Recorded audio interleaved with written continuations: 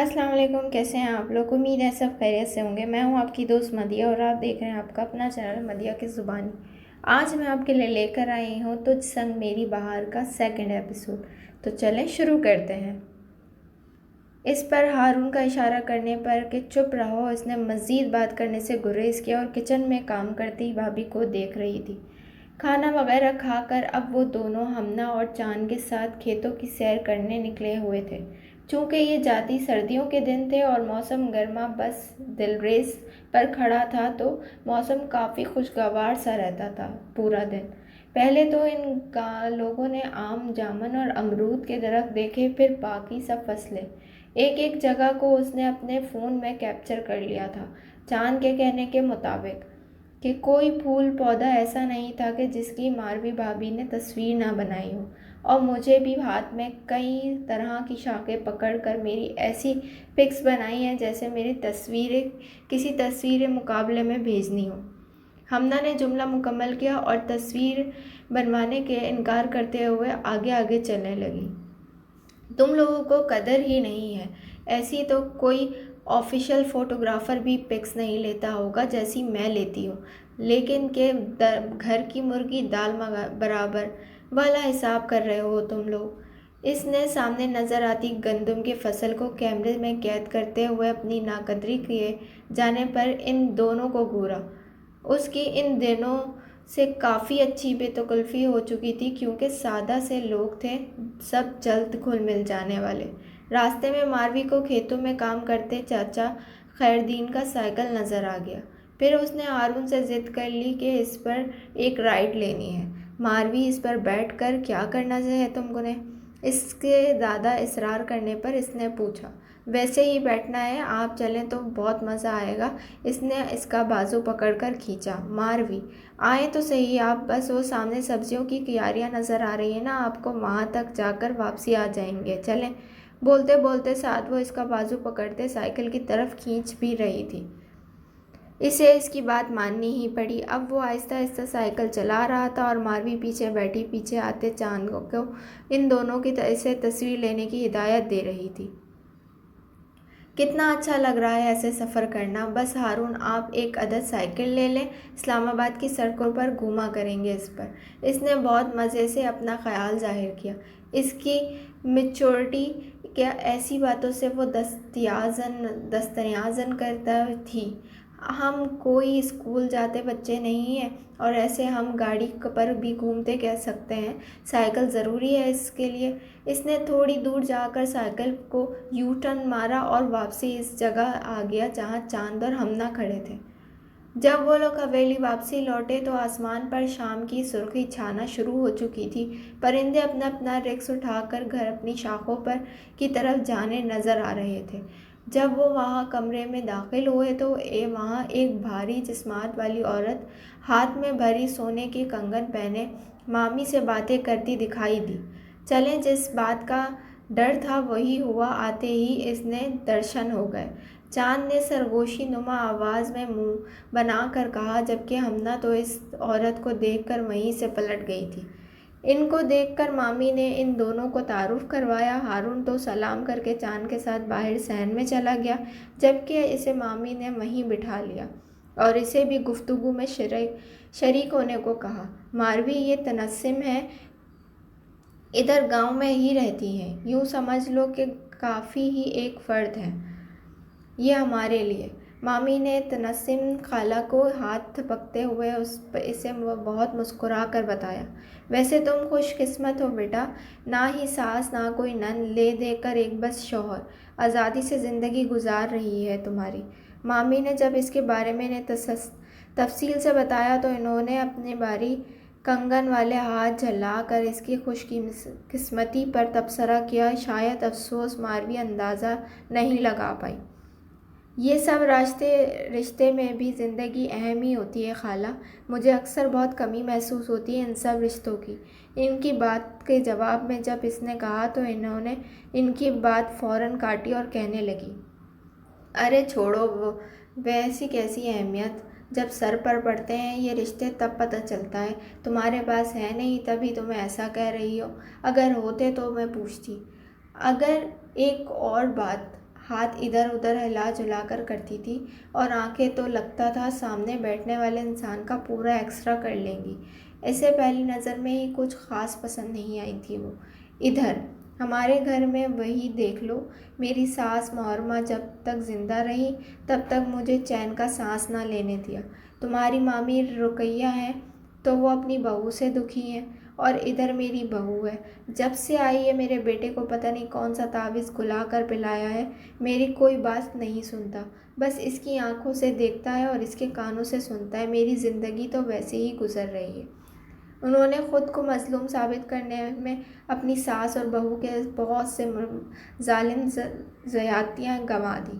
جیسے مامی افسردگی سے تو بیزاری سے سنتی رہیں، جبکہ ان کی باتیں اس کے ہلے جیسے کہ نئی پرائڈ سوٹ اور ہاتھوں میں پہنے بھاری سونے کے کنگن کانوں میں پہنی بالیوں سے بالکل بھی میچ نہیں کر رہے تھے۔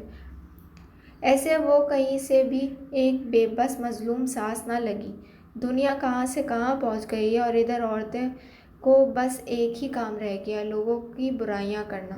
تبھی چاند ہاتھ میں چائے اور باقی ملازمات لے کر حاضر ہوا اور دروازے سے ہی خالہ کی باتوں پر بلند آواز میں تبصرہ کرنا ضروری سمجھا، جس پر مامی نے اسے ایک گھوری سے نوازا۔ ساتھ ہی وہاں ہارون بھی ایک اس کی بات پر ہنستا آ کر بیٹھ چکا تھا۔ رقیہ، تم نے دیکھا یہ لڑکا ویسے ہی کہ کسی آگے کا لحاظ نہیں کرتا، تم نے اسے قابو نہ کیا تو یہ مزید ہاتھ سے نکل جائے گا۔ خالہ کے نظر کرم ماروی سے ہٹ کر اب چاند پر پڑ چکی تھی۔ خالہ، میں کوئی جن ہوں جو قابو میں کرنا ہے؟ مجھے ویسے بھی آپ نے تھوڑا زیادہ لحاظ ہی کر لیتا ہوں آگے آئے گئے کا۔ آخر جملہ اس سے آہستہ سے کہا جو صرف ساتھ والے صوفے پر بیٹھے ہارون اور ماروی کے کانوں تک پہنچا۔ ماروی نے فوراً اپنی ہنسی چائے کے کپ میں منہ لگا کر چھپائی، جبکہ چپ کر کے کہا، تب تو یہ جوتا اٹھاؤں۔ مامی ویسے تو بہت شائستگی سے بولتی تھی، لیکن چاند کے لیے ان کا یہ مخصوص لہجہ تھا جس کا وہ عادی تھا۔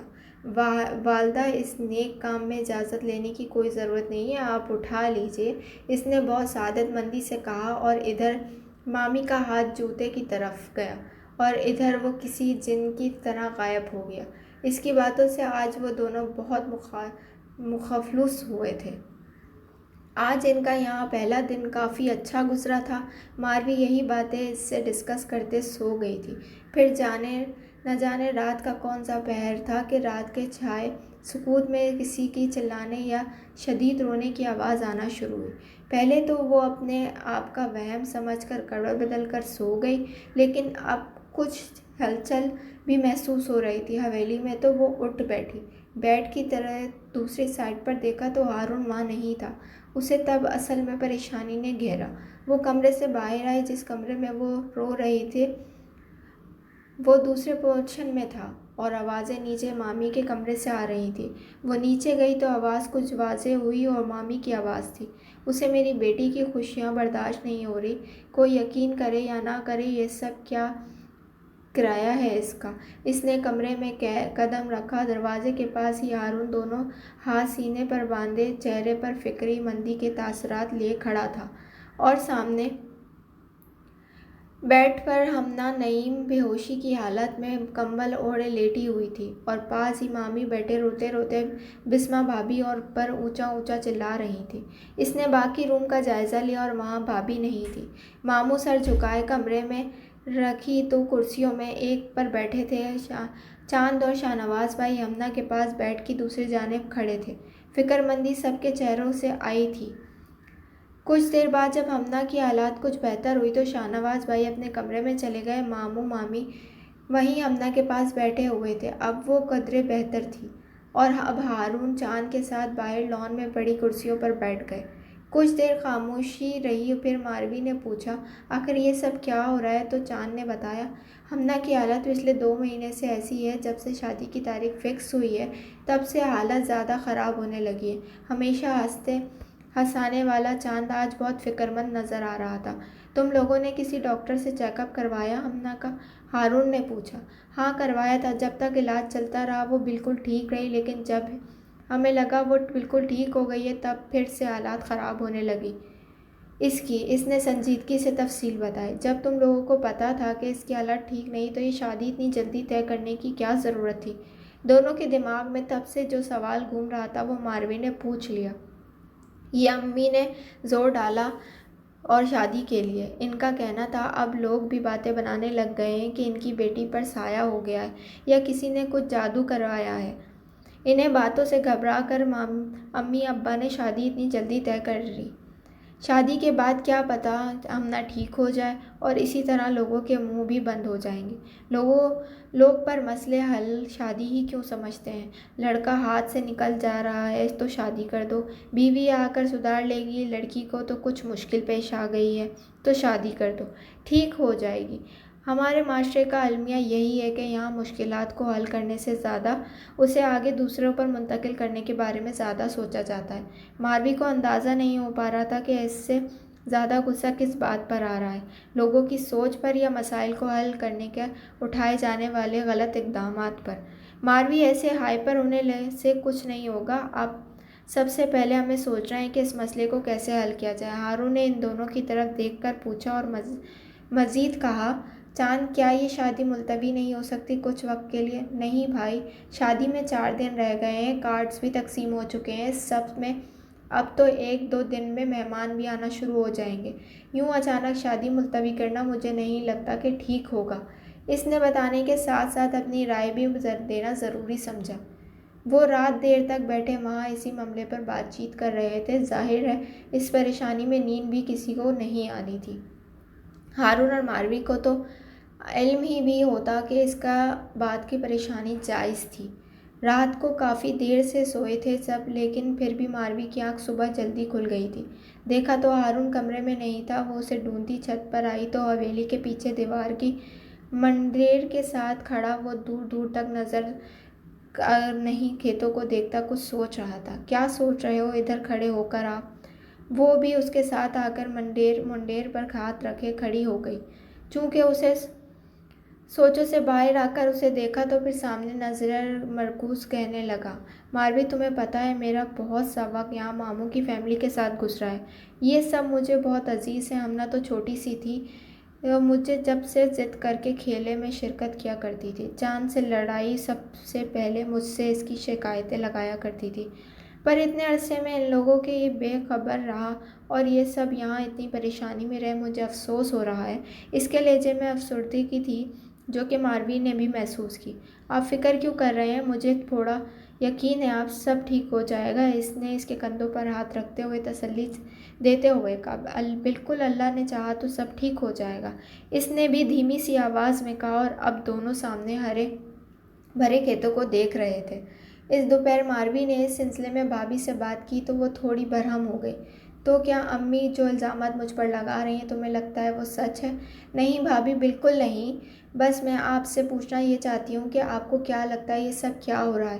اس نے اپنی بات کی وضاحت کی۔ مجھے کچھ سمجھ نہیں آ رہی، امی کو لگ رہا ہے مجھے امنا کا اتنا اچھے گھر سے رشتہ ہونا برداشت نہیں ہو رہا، جبکہ کیوں ایسا چاہوں گی؟ میری بہنوں کی طرح ہے، وہ اس سے اتنی اچھی دوستی ہے میری، اب تو میں امی ہمنا کو بھی اس سے بات کرنے سے روکتی ہیں اور خود بھی نہیں کرتی۔ مجھے اس گھر میں اپنا آپ کچھ نہ کر کے بھی مشکوک لگنے لگا ہے، انہوں نے نم آنکھوں سے بتایا۔ اس نے ماموں سے ان کی کافی تعریف سنی تھی کہ وہ دل کی بہت اچھی ہیں، دھیمے لہجے میں بات کرتی ہیں، ان سب کو کچھ ان کی شکایتیں نہیں ہوتی۔ پھر اس نے سمجھ نہیں آ رہا تھا کہ آخر مامی کو ایسا کیوں لگ رہا ہے کہ بھابھی نے ایسا کچھ کیا ہے امنا کو۔